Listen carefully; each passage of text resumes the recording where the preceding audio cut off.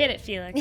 Hey there, I'm Felix Contreras. And I'm Anamaria Sayre. This is Alt.Latino, and today we're sitting here with Becky G, who just did, can I say amazing? Yeah. Thank you. Amazing Tiny Desk performance. Thank you so much. I had so much fun.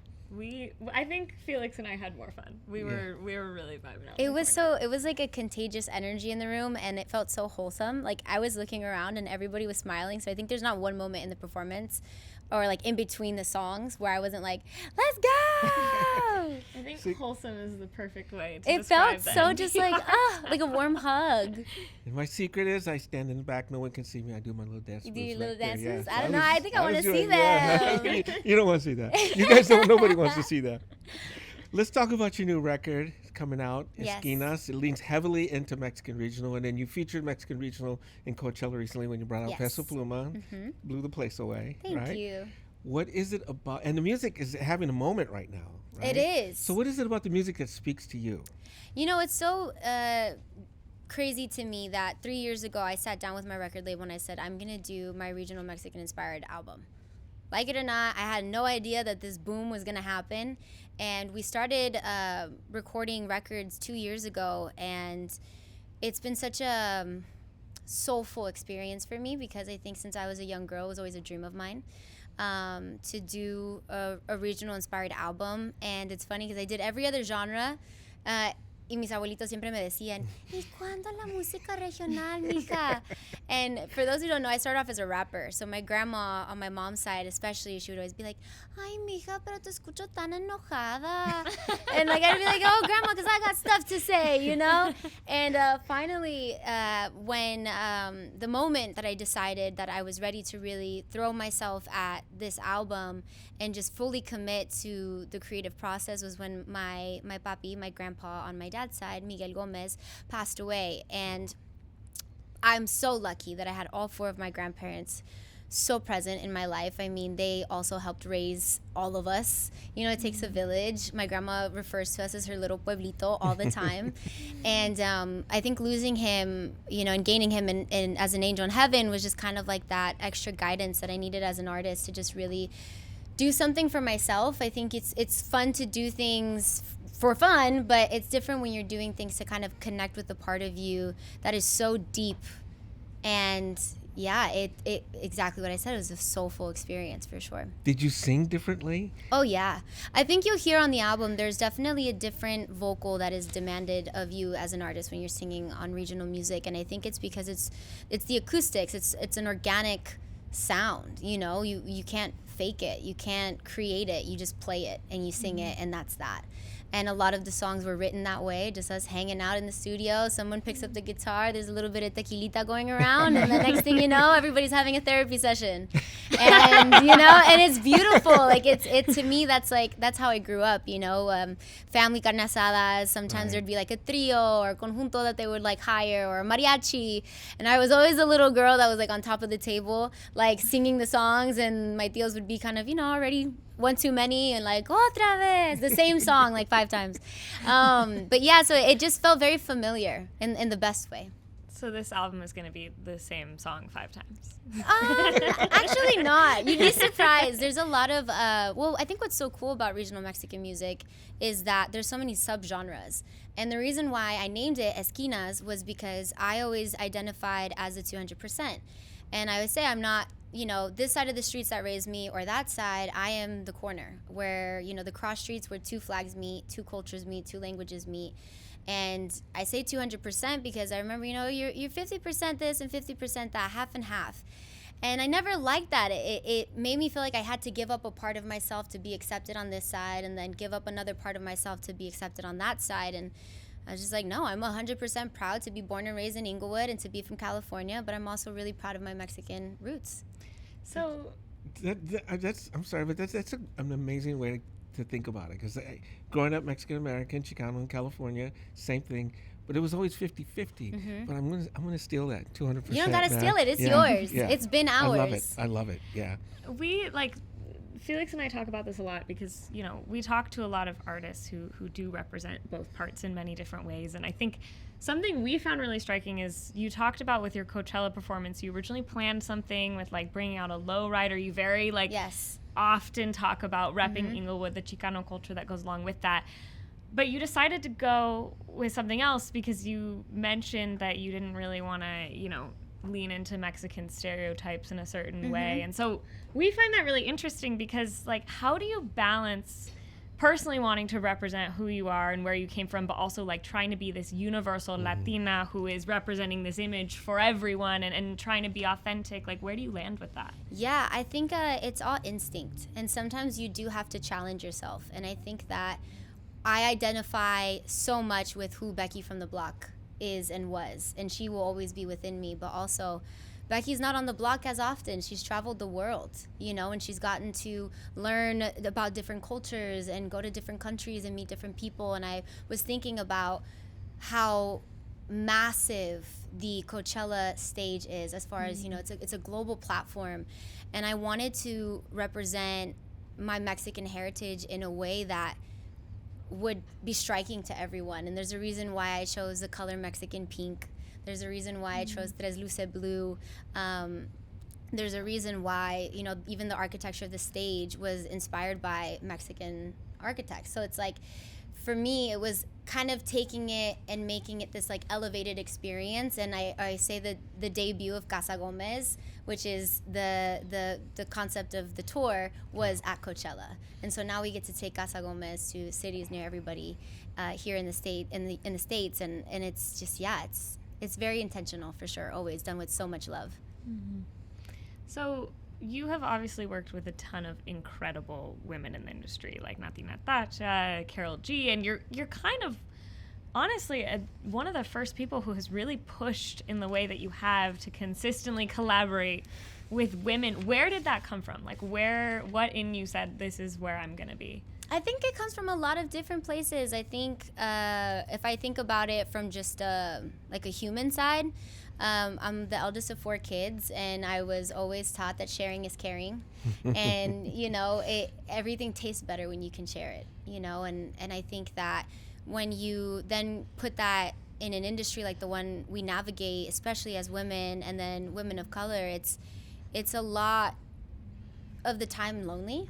And there's not a lot of people who can relate to the sacrifice and the hardships and the loneliness that can be sometimes. And so who better to share in that success and in that light with than other women who really get it and who really appreciate it. And I feel like I have sisters for life, and the way that I've gotten to just bond and learn from a lot of the amazing women that I've had the opportunity to collaborate with, and that's just kind of like my approach. I think there's a lot of people who talk about girl power, and that's great, but I think to act on it is a whole other thing, What do you learn about yourself when you do that, and what do you learn about the other women that you work with? That we can all shine. I think the industry, and especially like in Latin media, it's always like, how can we pit people against each other? How can we create some kind of chisme that gets the people talking? And in reality, it's like, my real competition is myself, who I was yesterday. How can I be better today? And so I find it like the least threatening to be around other talented women. I actually find it the most inspiring.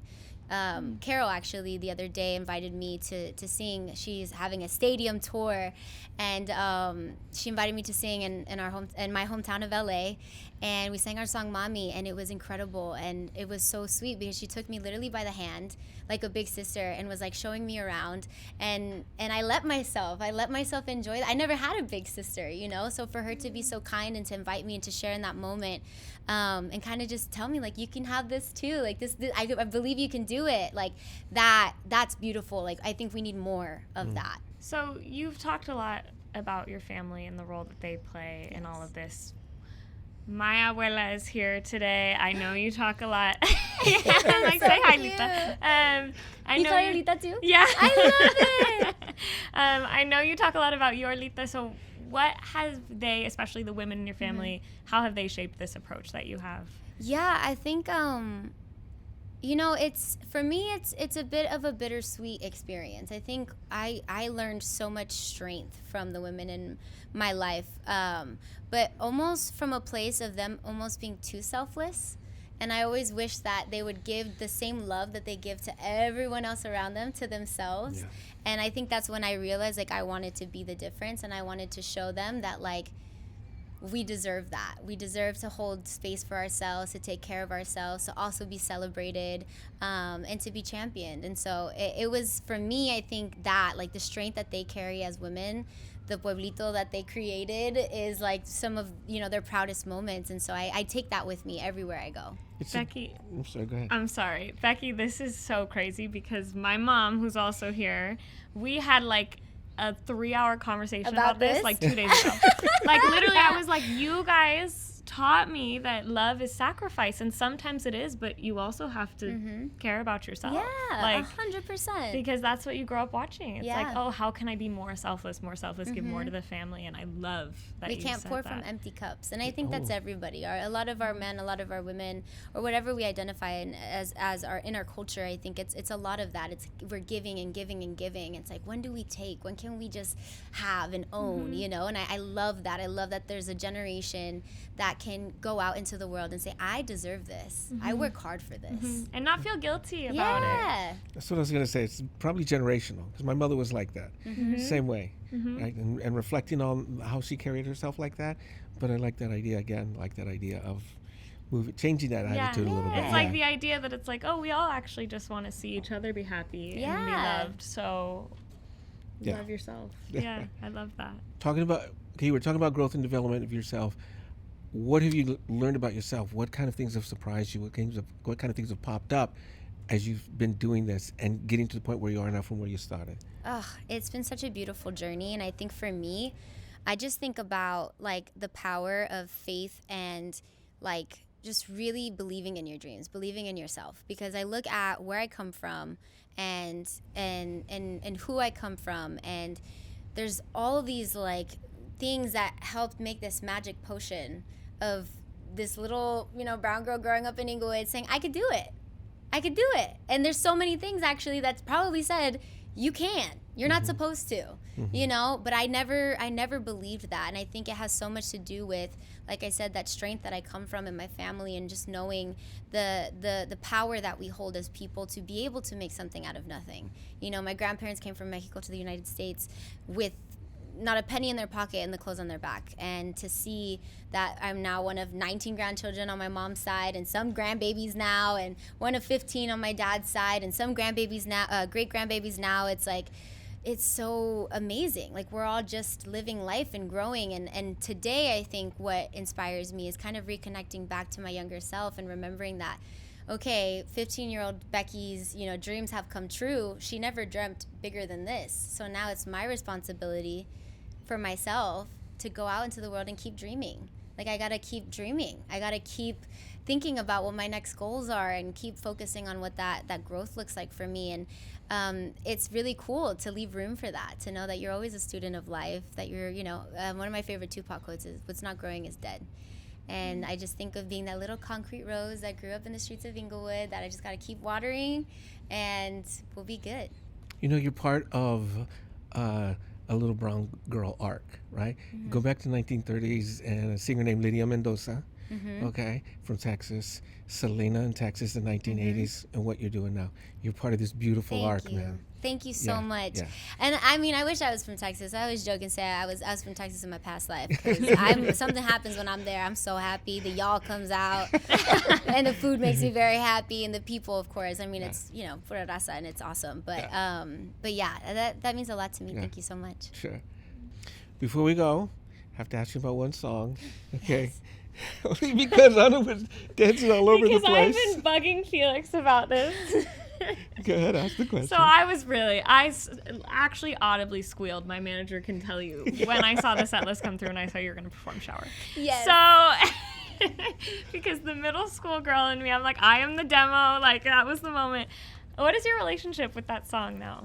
Oh, it's beautiful. It's like so crazy to think that like my younger self had such a learning curve with that song. It really, I mean, it took me to so many countries and like places and spaces to like learn as an artist, and then to get that opportunity again almost 10 years later is mind-blowing. And to still feel super young and like I'm still learning and I'm still figuring things out, it just feels like I get to grow up with everybody, and that's like, it's nice. It feels beautiful. Yeah. Can you tell me that story you were telling us last night at rehearsal? Oh yes. Oh my God, it was so funny. Okay, so I was saying how it's a bit of a switch up to come into a Tiny Desk situation, because it reminded me a lot of like when I first started. I would go to a lot of radio stations, and it would just be me and a guitar player, and I would sing my songs acoustically live for like fans, winners in the audience. And I remember there would be times where I'd be so like engaged with everyone, and I would forget my lyrics, and I'm like, I wrote this song. Like, how did I forget that this is a thing? And so I remember there's one time I remember very clearly. I was singing "Shower," and he starts it and everything, and I'm like, I don't know, it's just something about you. I don't know, it's just something about you. I don't know, it's just something about. And I'm looking around like, what are the lyrics? And I just kept saying, I don't know, it's just something about you. And it was the funniest thing. I was like, watch me forget the lyrics tomorrow, guys. Like, that would be hilarious. We'd have to start all over again. Oh, I really wish you had. Honestly, though, it's like at this point, like, I was so locked in and so engaged with everyone, and I saw everybody mouthing it too, so it helped me.